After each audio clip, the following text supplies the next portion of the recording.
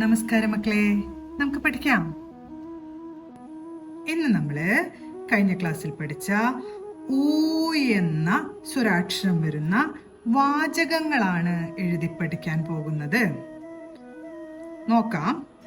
ആദ്യത്തെ വാചകം മാല ഊരുകയാണ്.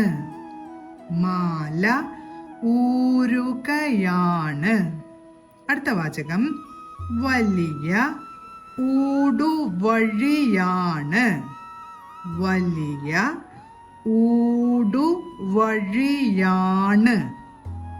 വലിയ ഊടുവഴിയാണ്. അടുത്ത വാചകം ഈച്ച ഊച്ചി. അടുത്ത വാചകം തീ ഊതുകയാണ്. തീ ഊതുകയാണ്. അടുത്ത വാചകം ചിരി ഊറുകയാണ്. ചിരി ഊറുകയാണ്. അടുത്ത വാചകം ഊണിന് കറി തരാം. ഊണിന് കറി തരാം. അടുത്ത വാചകം മനു.